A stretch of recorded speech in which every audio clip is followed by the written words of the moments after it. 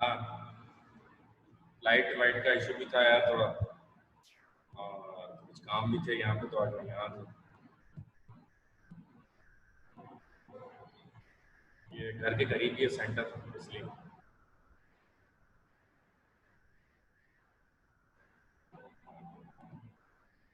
अस्सलाम वालेकुम एवरीवन, इस वक्त हम बिजनेस कम्युनिकेशन पढ़ रहे हैं, और बिजनेस कम्युनिकेशन में हमने डिफेमेशन शुरू किया था, पब्लिकेशन हमने पढ़ लिया था, जुडिशियल प्रोसीडिंग, प्रिविलेज क्या होता है ये भी हमने पढ़ लिया था, कंडीशन प्रिविलेज भी हमने पढ़ लिया था, इन्वेजन ऑफ प्राइवेसी की आई थिंक हमने बात शुरू की थी, हाँ ये भी पढ़ लिया था। मिस रिप्रेजेंटेशन हमने शुरू किया था गालिबन।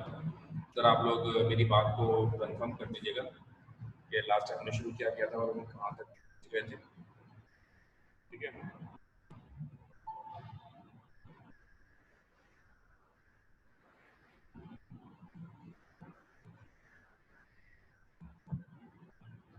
ओके, फ्रॉड तक हो गया था। ओके, बारिश पता नहीं कब होगी, आपने तो कहा था बहुत होगी इस बार। अब होगी होगी, जरा हौसला तो रखो भाई, पूरा अगस्त पड़ा है, पूरा अगस्त बरसेगा, टेंशन नहीं था।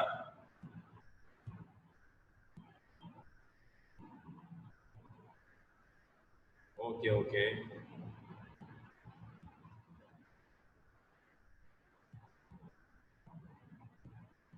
Fraud, misrepresentation, fraud, fraudulent misrepresentation. Okay, अब फ्रॉड से शुरू करना है, फ्रॉड, फ्रॉड भी कहते हैं ना लोग इसको, फ्रॉड हो गया उस बंदे का, इट्स फ्रॉड। चलिए let's start, let's start.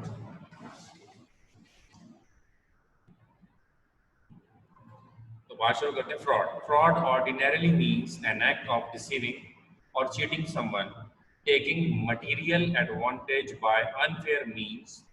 Fraud may be defined as intentional misrepresentation of material regarding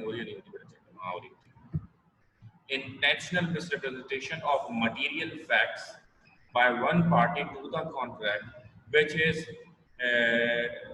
relied upon,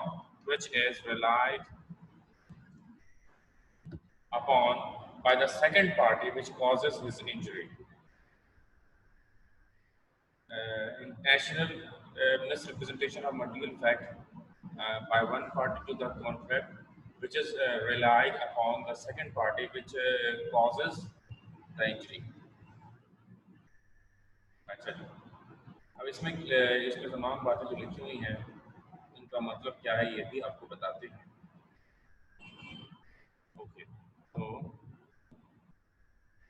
the elements of fraud are what? False representation of fact done intentionally।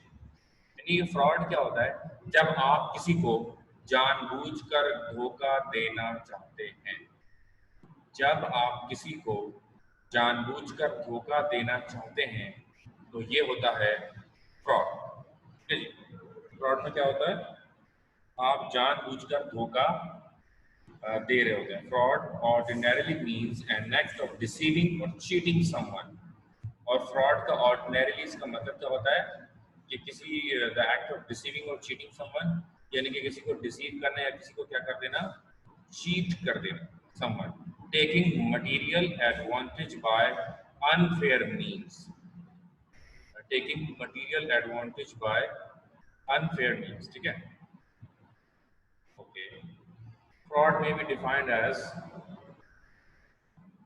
कि अब आप किसी को चीटिंग कर रहे हैं, आप उसको नुकसान पहुंचा रहे हैं, और आपके नुकसान पहुंचाने की वजह से उसको नुकसान दरअसल हो जाए, माली, जानी, किसी भी किस्म का, उसका फेम, उसकी रेपो, इनमें से कोई भी चीज़ अगर खराब हो जाए तो ये क्या होती है, ये फ्रॉड होती है।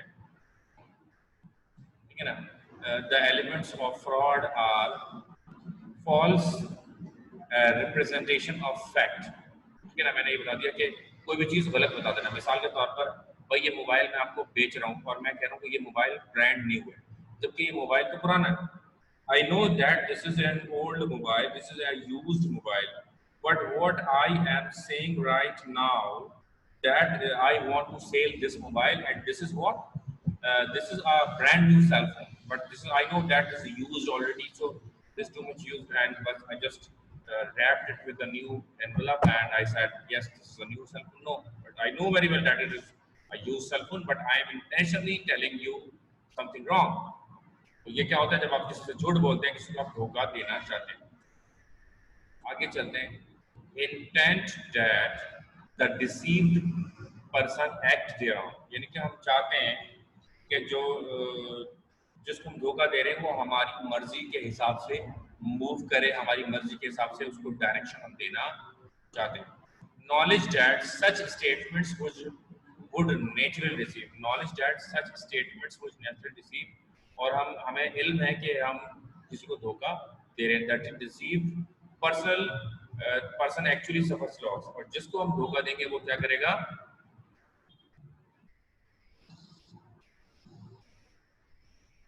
तो मेरी आवाज कम आ रही? आई होप कि मेरी आवाज अब बेहतर होनी चाहिए। अगर अभी भी मेरी आवाज बेहतर ना हो तो मुझे बताइएगा कि कुछ आवाज मेरी बेहतरी आ रही है, और हो सकता है आप अपना भी माइक चेक करें। और you must have hand free, यार ऐसा तो नहीं होना चाहिए, मैं वही हैंड फ्री सब चीज़ें वही यूज़ करूँ। अच्छा, आवाज़ मैंने फुल की भी है, तो ये क्या है? अब ठीक है, चलो जी पकड़ लेते हैं आपके लिए, क्या करें। हो सकता है इसकी वजह से थोड़ा इशू आ रहा है। अल्लाह अकबर, आवाज़ ठीक है बिल्कुल। हैंड फ्री यूज़ करें, हैंड फ्री इज मस्ट, और अपने हैंड फ्री का साउंड फुल रखें तो बेहतर आवाज़ आ जाएगी ना। अच्छा, अब हमारे धोखा देने से सामने वाले को क्या हो? सामने वाले को नुकसान भी हो। ये भी ज़रूरी है कि जब हम किसी को धोखा दें तो सामने वाले को उसकी वजह से नुकसान भी होना चाहिए। Hiding a defect, a fraud क्या है? कोई डिफेक्ट को क्या कर देना? छुपा देना, ठीक है ना? किसी डिफेक्ट को छुपा देना। अच्छा, मिसाल के तौर पर एक चीज़ टूटी हुई है, हमने उसको जोड़ जाड़ के लेप लाप के आपको चेप देना। Hiding defect, creating false impression by silence is also considered as an act of fraud. मिसाल के तौर पर एक दुकान है जो कि मेरी है, ठीक है ना? एक दुकान है,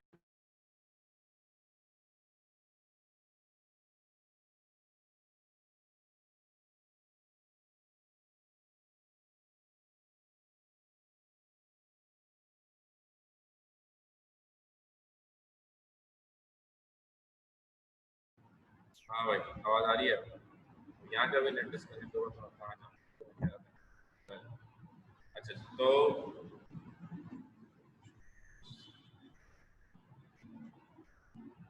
अच्छा, you are allowed to open your mic. सब सुन लें, आप जिसको कोई सवाल करना अपना माइक आप खोल सकते हैं। Switch off the chat.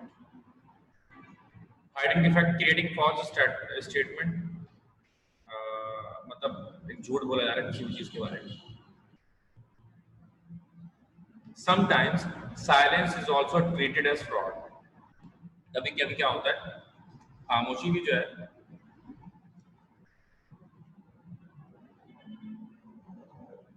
कभी कभार खामोशी भी क्या होती है? खामोशी भी फ्रॉड होती है। अब ये खामोशी किस तरह से फ्रॉड होती है? एक मेरी शॉप है, एक बंदा मेरा दोस्त आके खड़ा होता है, एक थर्ड पर्सन आता है और वो थर्ड पर्सन को मेरा दोस्त से कहता है कि ये मेरी शॉप है, जबकि शॉप का मालिक मैं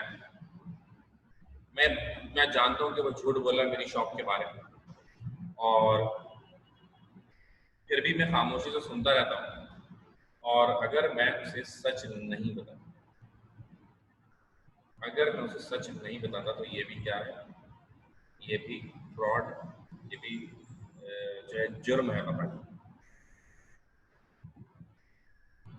To avoid the elements of fraud, a business communication must take extra care, particularly in sending sales messages. One should not make boastful or tall claims. ठीक है, इसका मतलब क्या है मैं बोल रहा हूँ, यानी कि जब हम सेल की बात करें, जब हम सेल अपनी बढ़ाना चाहते हैं, तो सेल बढ़ाने के लिए कभी भी ऐसे कोई स्टेटमेंट्स हमें इस्तेमाल नहीं करने चाहिए। सेल बढ़ाने के लिए कभी भी हमें ऐसे स्टेटमेंट्स का इस्तेमाल नहीं करना चाहिए जिससे हमें कल को नुकसान, यानी कि हम झूठे वादे, झूठी कस्में नहीं खानी चाहिए। जिस तरह से होता है ना, मैं तुम्हारा जिंदगी भर साथ निभाऊंगा, मैं तुम्हारे लिए चांद तारे तोड़ कर लाऊंगा, मैं तुम्हारे लिए अपनी गर्दन कटवा दूंगा। अब वक्त आ गया कि भाई रोट के पानी पिला दो, और जब उसने सिर्फ पानी मांगा तो आपने पानी तक पिलाने से गुरेज कर लिया। तो ये होता है, तो बस उतना ही बोलो जितना आप कर सकते हो। जिस तरह सेल्स में क्या होता है, जब कोई बंदा खरीदने आता है, आप जब दिल करे आपका, आप इसको रिटर्न कर सकते हैं। आप इसको यूज भी किया हुआ अगर लाएंगे ना आप मेरे पास, तो मैं इसको रिटर्न कर दूंगा। अब उसने यूज किया और वो भाई उसने ये बात आपके दिल पर ले ली और वो रिटर्न करने आ गया। जब वो रिटर्न करने आया तो आपने उसको वो बोर्ड दिखाया, वो देखो वो लिखा हुआ है नो रिटर्न नो एक्सचेंज। तो जब वो वापस कराने आया, आप जब उसे इस तरह का अगर आप बोर्ड दिखा रहे हैं, तो ये क्या है, ये गलत है। यदि ऐसा नहीं होना चाहिए। अच्छा जी, तो लॉज रिगार्डिंग आगे बढ़ते हैं। अच्छा, इसके बाद हम क्या पढ़ते हैं?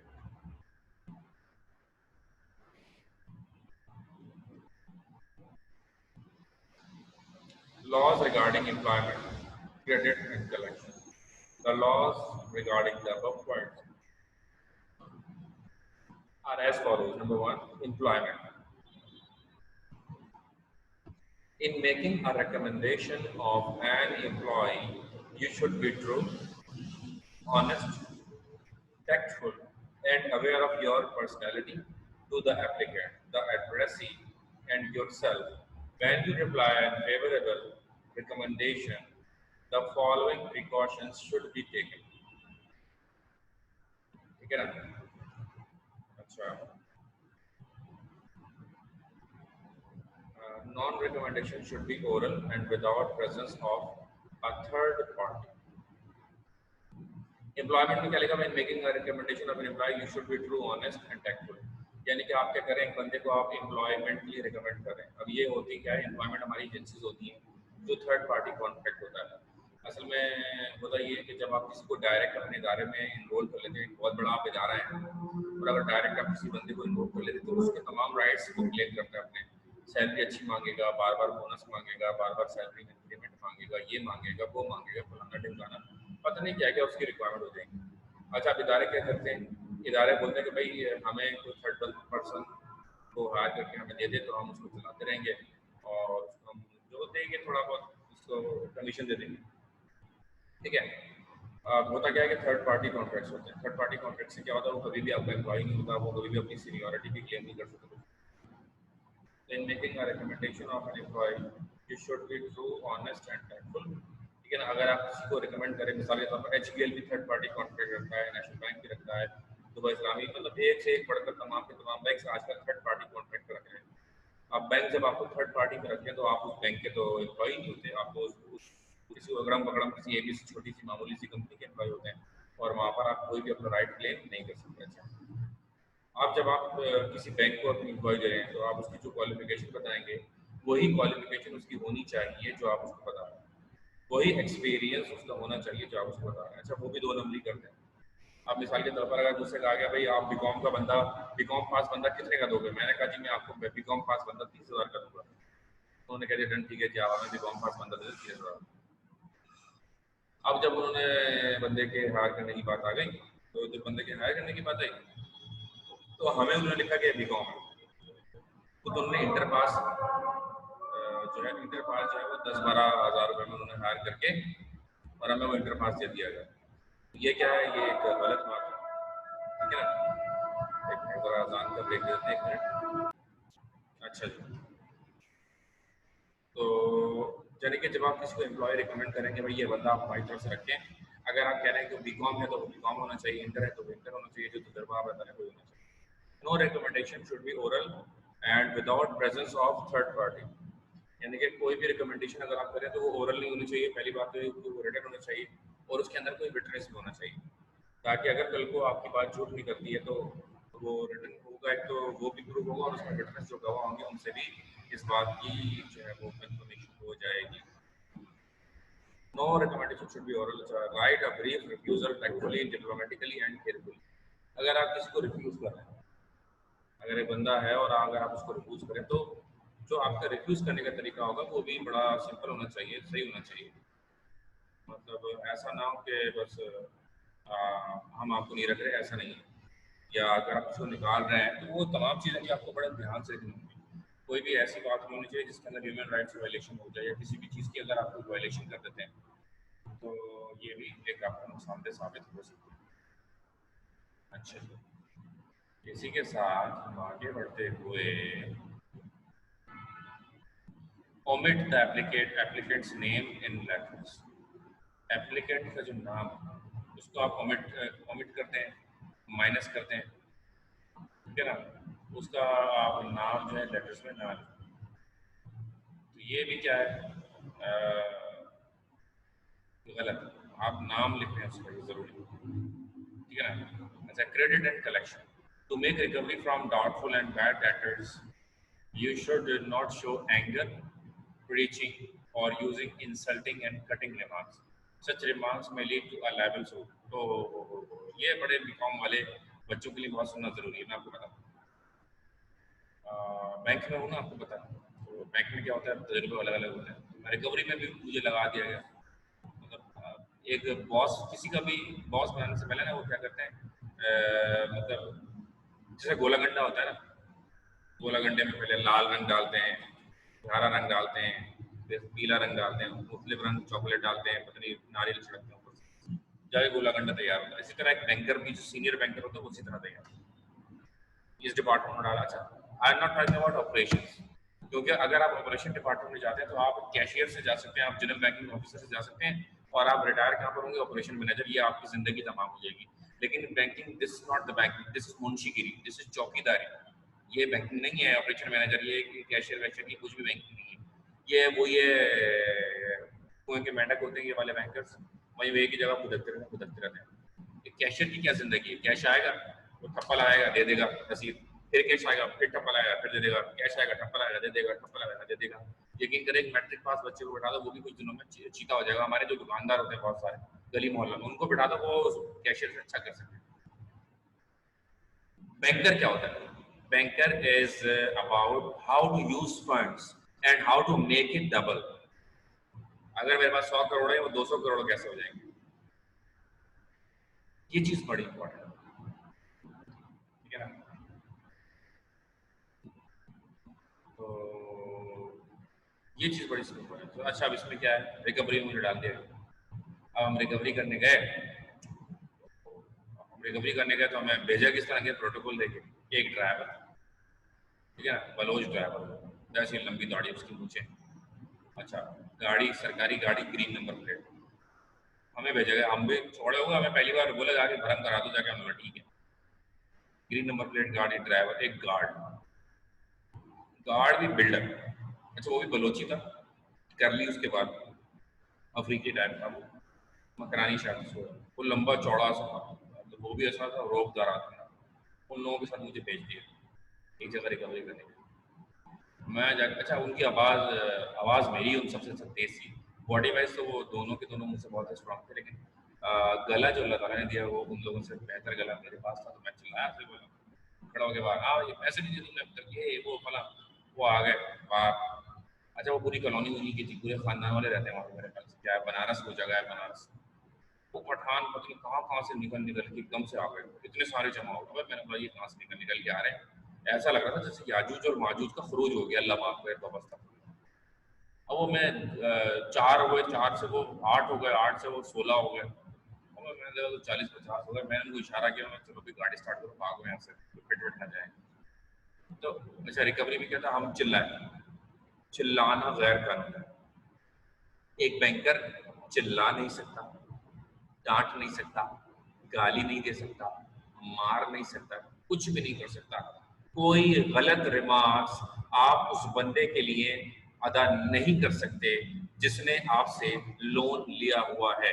अगर आप उससे गैर अखलाकी बात करें, गैर रस्मी बात करें, जरा से भी अगर आपने इधर उधर की बात की, तो ये उस सामने वाले बंदे का हक है, ये सामने वाले बंदे का हक है कि आपके खिलाफ वो बाकायदा तौर पर केस कर सकता है।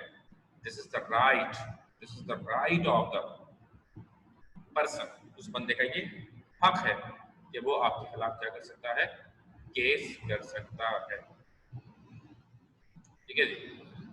अच्छा, तो ये इंशाल्लाह आप लोग भी बैंक में जाएंगे तो उसके पहले आपको मैंने बता दिया रिकवरी किस तरह से होती है। प्यार मोहब्बत से रिकवरी होती है। अगर प्यार मोहब्बत से रिकवरी नहीं होती है तो उसका दूसरा तरीका क्या होता है कि you will go to the court and you will file a suit. क्या करेंगे, आप अदालत जाएंगे और उसके खिलाफ केस कर देंगे। यही सिंपल है। अब मैं बताता हूँ, हमारे हमारा एक क्लाइंट है, वो मेरे से पहले गए, मतलब मेरी पोस्टिंग जब किसी और ऑफिस में थी, यहाँ से उसने लोन लिया। कितना लोन लिया? 2 करोड़ रुपए, 20 मिलियन, 2 करोड़ रुपए। 2 करोड़ रुपए उस शख्स ने लोन लिया और 1 रुपया वापस नहीं किया। 1 रुपया वापस नहीं, पूरे पूरे 2 करोड़ आ गए। और डकार भी नहीं ली उसने, तो मारू थे वो भी एक, और कुछ भी नहीं हो सका उनका। तो ऐसे भी क्लाइंट्स हैं हमारे। ठीक है, अच्छा जी। तो सर तो लोन लेने के लिए कुछ रखवाना भी तो पड़ता है ना, हाँ हाँ, उसने घर अपने ऐसे थोड़ी ना ले डॉक्यूमेंट, ले। अरे भाई घर उसने रखवाया हुआ है। लेकिन ये अदालत तो क्या है, घर, मैं अदालत के बारे में आपको बता चुका हूँ कि कानून एक मकड़ी का जाला है जिसमें कमजोर जाकर अटक जाता है और वहीं सक के मर जाता है, लेकिन सर तो ताकतवर फिर उसको रोंदा हुआ चला जाता है। आपके पास राइट होता है ना, आप घर भी बेच सकते हो उसका। हाँ बिल्कुल होता है। मैं एक गरीब आदमी का घर होगा, मैं फौरन बेच सकता हूँ। एक अमीर आदमी का घर, उसने क्या करा, उसने जो हमने वकील खड़ा किया, उससे बड़ा वकील उसने खड़ा कर दिया अल्लाह के सामने। उसने स्टे ऑर्डर ले लिया। अब स्टे ऑर्डर चलेगा 40 साल तक। 40 साल तक ना देने वाला जिंदा होगा ना लेने वाला जिंदा होगा, दोनों मर मरा जाएंगे। ये हो जाएगी कोई कहानी, समझ में आई? और तो भाई हर किसी का मकान नहीं बेच सकते हम, ठीक है ना, क्यों? क्योंकि वो कोर्ट जाएगा। अब गरीब आदमी को बेचारे को, जो मिडिल क्लास होता है, उनको पता ही नहीं होता है।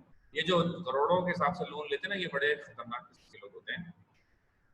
और इनसे लोन निकलवाना भी इतना आसान नहीं होता। ठीक है, अच्छा आगे चलते हैं। सर जी बोलिए।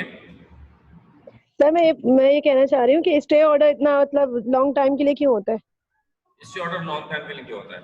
स्टे ऑर्डर लॉन्ग टर्म के लिए इसलिए होता है क्योंकि हमारी अदालतें नाकारा है, हमारी अदालतें काम नहीं करती। स्टे ऑर्डर अमूमन दुनिया में होता है 6 महीने के लिए। हमारे स्टे ऑर्डर होता है, चलता ही रहता है, कभी खत्म ही नहीं होता, बंदे मर जाते हैं। स्टे ऑर्डर, अब एक मकान है हमारी तरफ, उस पर स्टे ऑर्डर है, बड़ा ही की लोकेशन का मकान है, लेकिन वो सुना कोई पिछले 20 साल से स्टे ऑर्डर है और अभी तक वो स्टे ऑर्डर खत्म नहीं हुआ। खैर, तो स्टे ऑर्डर होता है कि जब तक फैसला नहीं होगा, जब तक के लिए स्टे ऑर्डर होता है। फैसला ही नहीं होगा तेरा। अब एक बंदा था, उसका 4 लाख रुपए का लोन था, अभी तक उसका फैसला नहीं हुआ। 4 लाख रुपए के ऊपर भी फैसला नहीं हो सका, 6 साल हो गए। 4 लाख रुपए, 8 लाख का पेट्रोल चला दिया उसके चक्कर में। तो ये इसलिए लोग अदालत जाते भी नहीं, छोटे मोटे के मसले के चक्कर में अदालत नहीं जाते। अगर मुझसे अगर पैसे छिने, मुझसे अगर मोबाइल छिना है, मुझसे मेरी बाइक चोरी हुई, चलो मैंने फाइल कटवा दी, बाइक है क्योंकि कोई और मसला ना हो जाए। इसके अलावा मैं पैसे चोरी या छीनने पर कभी भी मैं पुलिस स्टेशन तक नहीं गया, क्योंकि मुझे पता है अपने कानूनी निज़ाम के बारे में। अच्छा, तो आई होप कि बात क्लियर हुई होगी। आगे चलते हैं। Other areas of caution, the sending of unordered goods by VBP is violation of postal law। ठीक है जी, यानी कि अगर किसी ने ऑर्डर ही नहीं किया, आप बिला वजह उसको भेज रहे हैं सामान कि जाओ ये सामान डिलीवर करके पैसे ले लो जाके, तो ये क्या है? ये भी एक फ्रॉड है कि आपको ऑर्डर दिया नहीं है बंदे ने, आपने बिला वजह जबरदस्ती का सामान पकड़ा दिया। दूसरा, you should not copy prohibited document. अगर एक बंदे के डॉक्यूमेंट हैं, उसके अपने डॉक्यूमेंट्स हैं, उसकी बड़ी कीमती चीज़ें, वो आप कॉपी करके अगर कहीं यूज़ करें, मिसाल के तौर पर मेरे पास MBA की डिग्री है, मेरे पास MPhil की डिग्री है, MA इकोनॉमिक्स की डिग्री है, और हम जो है मिसाल के तौर पर वो बोलता है मैं फला जगह पे लग जाऊंगा, मेरी कॉपी डिग्री की लेकर सिर्फ नाम की जगह फोटोशॉप करके अपना नाम लिखकर और चला देता है। अच्छा, अब वेरीफाई किस तरह होगी? वेरीफाई तो नंबर से होगी, नंबर उसका वेरीफाई भी हो जाएगा, ठीक है ना। तो यहाँ पर जाकर जो है ना वो करते लोग बाद में पकड़े भी जाते हैं। तो ये क्या है? ये भी फ्रॉड है। इस तरह की फ्रॉड भी नहीं करने। किसी और के डॉक्यूमेंट आप इस्तेमाल अपने लिए, अपने फायदे के लिए किसी और के डॉक्यूमेंट जब तक आप इस्तेमाल नहीं कर सकते, जब तक उसकी वो बंदा इजाजत ना दे दे और कानून इजाजत ना दे, दोनों का इजाजत देना जरूर। आगे चलते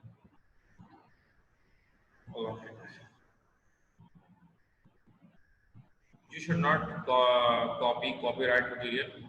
किसी कॉपीराइट मटेरियल होता है, जैसे लोगो होते हैं, पेटेंट्स होते हैं, ये चीजें भी आपने कॉपी।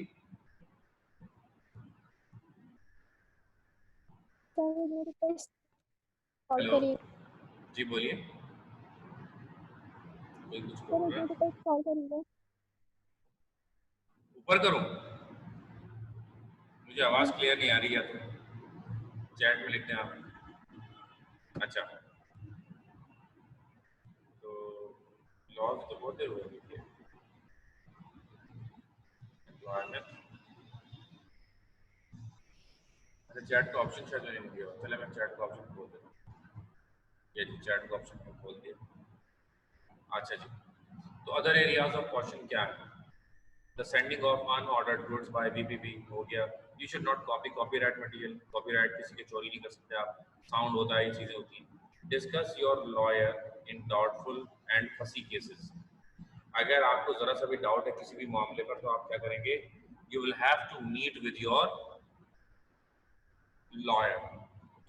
आप अपने लॉयर से कंसल्ट करें, उससे बात करें, तो भाई ऐसा ऐसा मसला है और मुझे जो है वो इस बारे में गाइड किया जाए।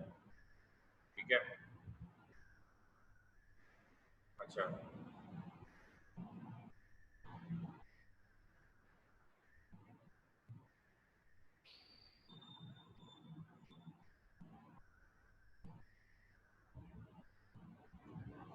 आगे क्या लिख रहा है? Be honest and fair in business dealings. आपको बिजनेस के अंदर ऑनेस्ट भी रहना चाहिए और अपनी डीलिंग्स में फेयर भी रहना चाहिए। ठीक है, बहुत सिंपल है ये बात। आगे कह रहा है one should know legal responsibility. आपको अपनी तमाम कानूनी जिम्मेदारियों का भी पता होना चाहिए और आपको तमाम की तमाम कानूनी जिम्मेदारियों का ख्याल भी रखना चाहिए। Sales warranties. In most sales contracts, the seller undertakes certain obligations concerning the nature, title, and quantity of the goods or services being sold. The obligations are called warranties. Warranties are of two types. Warranties are of two types. Number one, express warranties. Express warranties. Express warranties are created by a seller. Express warranties are created by a seller's specific statements about a product, its characteristics, or its performance. अच्छा जी, तो अब ये क्या होता है sales warranties के बारे में मैं आपको बताता हूँ। जी ऊपर स्क्रॉल कर देता हूँ मैं, मैंने समझ लिया आपकी बात। प्रोडक्ट की हेडिंग भी दिखा देते हैं, कोई बात नहीं। अच्छा जी, फ्रॉड से मैंने जो शुरू किया, मैं सब जगह से फ्रॉड से दिखा देता हूँ, आप इसको कॉपी कर लें। ठीक है, या भाई फ्रॉड की हेडिंग, अगर आप चाहें तो स्क्रीनशॉट ले लें। 3 तक गिनती गिनूंगा और आगे चलूंगा। 1 2 3। नेक्स्ट, अगर आप चाहें स्क्रीनशॉट लेना,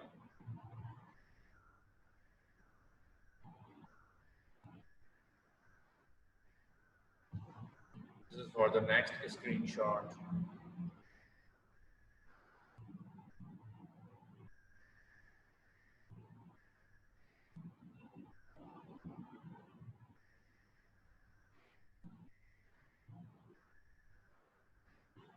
ठीक है, सेल्स वारंटी। अब आप सेल्स वारंटी दे रहे हैं बिला वजह की। अब आप कल को अगर उसको नहीं पूरी करते तो एक बैड इमेज भी क्रिएट होगा और बंदा सर्टेन सिचुएशन के अंदर आप पर अदालत में केस भी कर सकता है। तो आप वही लिखें जो आप कर सकते हैं, आप वो कभी भी ना लिखें जो आप नहीं कर सकते। ठीक है, फिलहाल यहीं पर रोकेंगे इसको और मैं ये चाहूँगा कि आप इसी आईडी पासवर्ड से फ़ौरन दोबारा री लॉगिन हो जाएगी। The same ID and password, just री लॉगिन। ओके, क्लियर है बात? तो बस फ़ौरन कर रहा हूँ।